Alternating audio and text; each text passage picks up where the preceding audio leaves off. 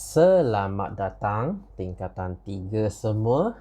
Selamat kembali ke kelas minggu 2. Okey, untuk minggu ini kita tidak akan masuk bab baru. Kita akan habiskan latihan untuk bab exo dan endotermik.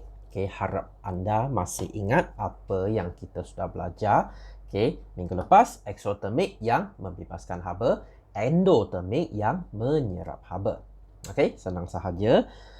Okey, kita sambung dengan latihan 7. Okey, soalan 7. Rajah berikut menunjukkan susunan radas untuk eksperimen 1 dan 2. Okey, so eksperimen 1 dia tambah natrium hidroksida. Okey, jika anda nak tahu, natrium hidroksida adalah sabun. Okey, benda yang letak di dalam sabun. Okey, so nampak sini suhu dia meningkat, maksudnya dia exo. Okey, dibebaskan haba. So kita tulis dia punya suhu. Okey, kita baca sini ya. Okey, so ini 28. Okey, lepas tambah dia jadi 36. Okey. Kalau ini boleh salah, saya pun tak tahu nak cakap apa. Okey, tulis suhu saja. Okey, untuk 2, okey. Nampak saya kata jika amonia mesti dia endo. Okey, sekitar dia mesti jadi sejuk. Okey. So, kalau tak percaya kita tengok. Okey, so ini 29. Lepas tambah dia akan jadi 25. Okey, 25 lebih kurang lah. Okey, so nampak suhu dia jatuh. Okey, dia jadi sejuk. Okey, tuliskan suhu ini sudah. B, jelaskan perubahan haba yang berlaku. Okey, so untuk eksperimen 1, okey, haba dibebaskan ke sekitar. Okey, ke persekitaran. Okey, samalah. Okey, ini haba diserap dari persekitaran. Okey, lukiskan perubahan haba. Okey, eksperimen 1 adalah exo. So, exo rajah dia macam ni. Okey, ini bahan. Okey, ini hasil. Nampak? Tenaga sudah jatuh. Okey, delta H dia akan jadi negatif. Okey, dia sudah bebaskan haba. So, tenaga dia jatuh. Okey, senang. Okey, terangkan jawapan anda.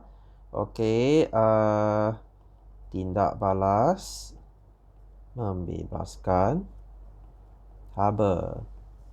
Okey, hasil mempunyai aras tenaga yang lebih rendah. Okey, berbanding dengan bahan. Okey, itu saja. Okey, ini apa?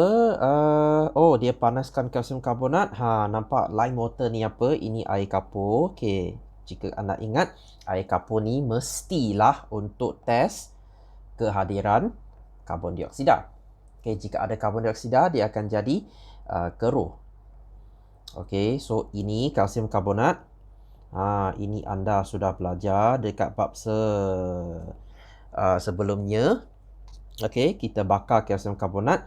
Jika kita bakar karbonat, mesti dia akan hasilkan karbon dioksida. Okey, so dia serap haba. Kita bagi haba dia. So dia serap haba, dia pecah. Okey, ini kita sudah belajar bab yang sebelumnya. Jika tak ingat, sila rujuk kepada video yang sebelumnya.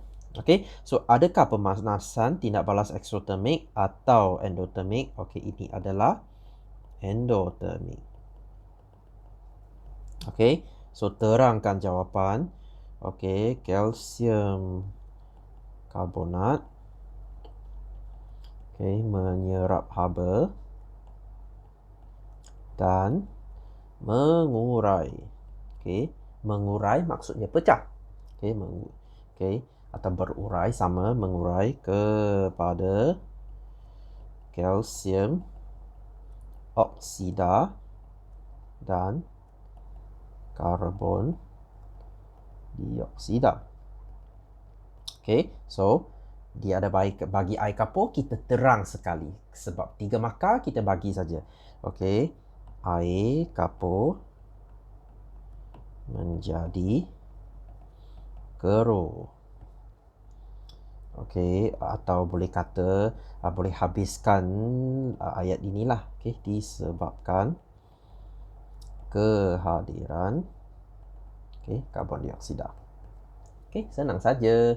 Okey, so B, bezakan tindak balas antara asid hidroklorik dan natrium karbonat. Tindak balas antara asid hidroklorik dan natrium hidrogen karbonat.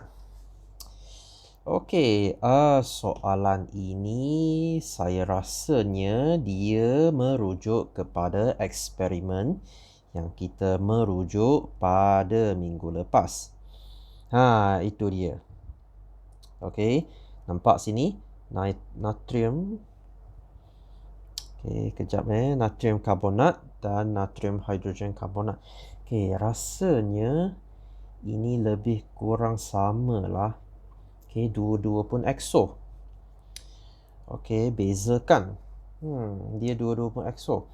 Okey, sebab benda ni, natrium karbonat ni dengan natrium hidrogen karbonat ni, dia lebih kurang sama.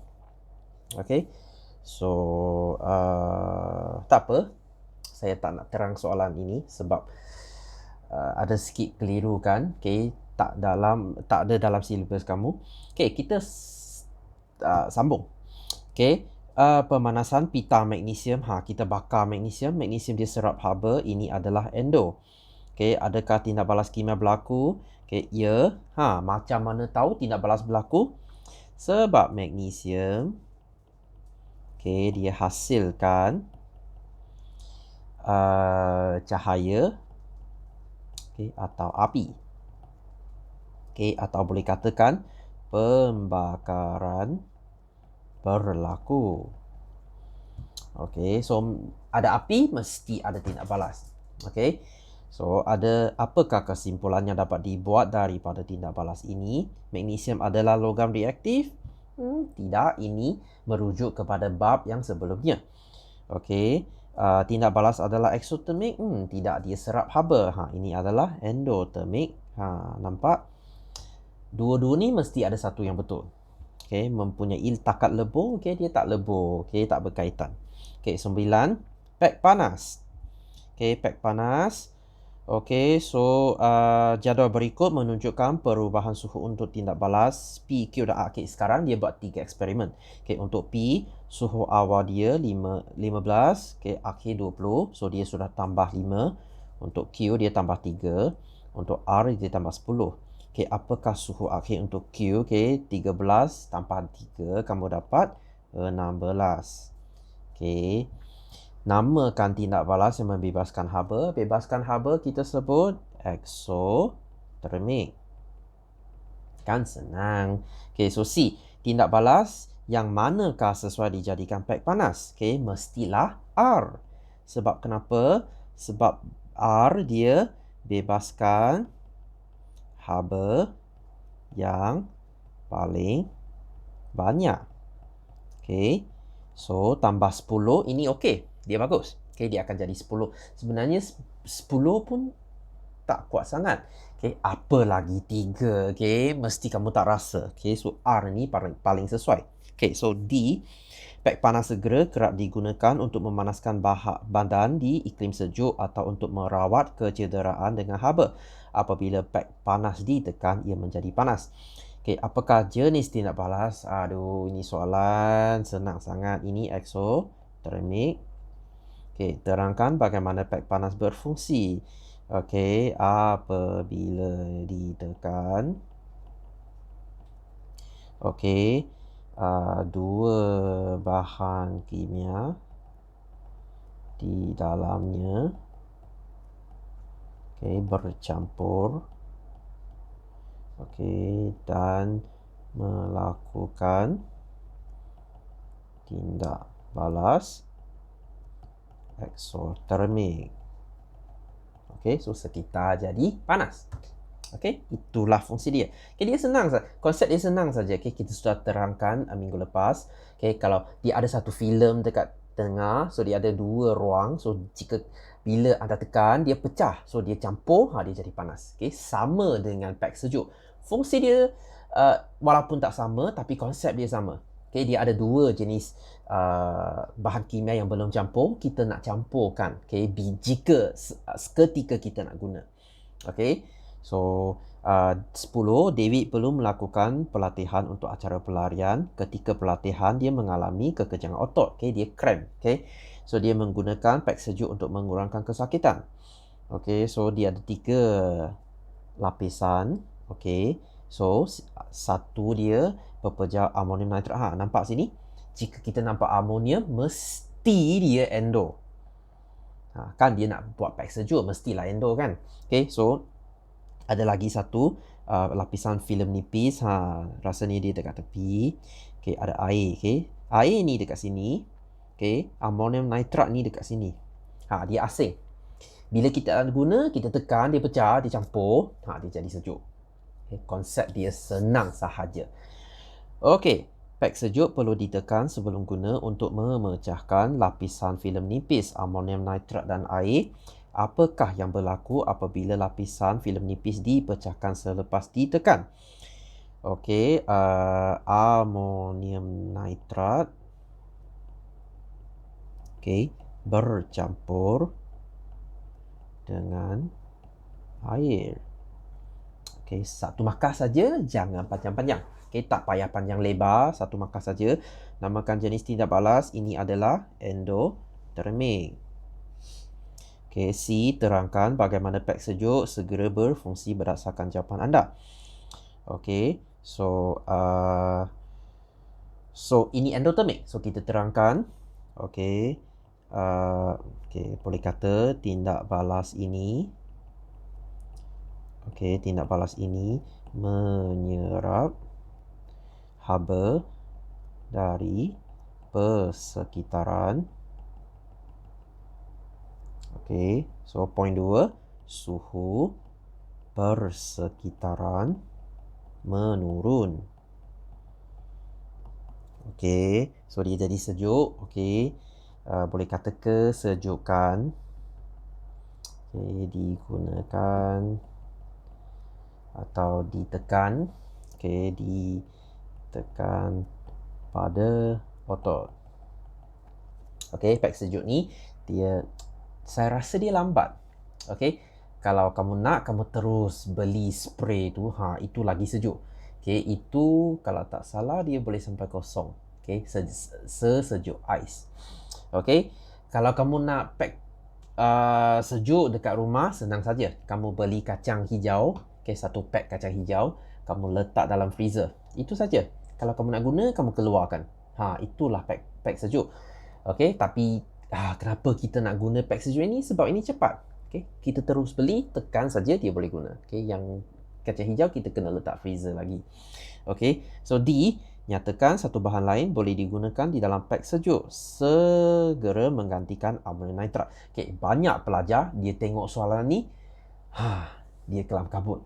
Saya tak tahu apa benda ni. Okay, tak apa. Poin yang kita nak adalah amonium. Macam saya kata tadi, jika anda nampak, kamu lihat amonium, mesti dia endo. Apa yang kita kena tukar adalah belakang dia. Okay, belakang dia. So, kamu boleh tulis amonium. Banyak tu. Okay, sulfat. Okay, klorida. Okay, rasanya oksida pun boleh. Dia nak nama belakang dia tukar saja. Dekat depan dia sama. Okay, amonium tu sama. Okay, so kita sambung. Okay, raja berikut menunjukkan pack panas dan pack sejuk digunakan di hospital. Okay, menggunakan kreativiti anda, ubah suai dan membuat satu pack panas dan pack sejuk menggunakan bahan berikut. Terangkan. Okay, nampak dia ada bagi satu. Dia bagi 2 pack. Nampak? Okay, dia bagi air, dia bagi cungkil gigi. Okay, dia bagi amonium nitrat. Nampak ni? Ni mesti endo. Ini mesti untuk buat sejuk. Kalsium klorida. Ini mesti exo. Ini untuk buat panas. Okay, konsep dia sama. Okay, sekarang dia tak ada filem nipis. Dia terus bagi pack kecil. Okay, so Senang saja. Okay, kamu letak air, satu kamu letak benda yang kamu nak, lepas tu kamu rendam dekat dalam. Okay, sebab ini bag dia boleh reseal. Okay, nampak tak dia ada satu seal dekat sini. So dia orang takkan campur. Okay, sini kamu letak air, sini kamu letak katakan amonium. Okay, dia takkan campur. Okay, kamu letak dalam. Lepas tu kalau kamu nak campur, kamu guna cungkil gigi saja, kamu cucuk dia. So dia campur, kamu akan ada pack panas ke pack sejuk.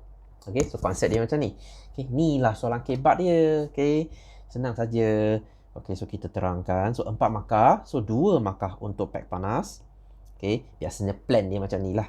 Okay, 2 markah untuk sejuk. Okay, so kamu terangkanlah. Okay, untuk membuat pack panas. Okay, kita buat panas dulu ya. Okay, so bag plastik besar. Okay, diisi air. Okay, air. So bag kecil diisi kalsium klorida. Okay, jangan keliru jangan songsang. Kalau songsang salah.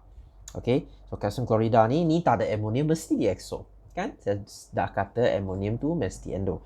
Okay, so bila hendak diguna,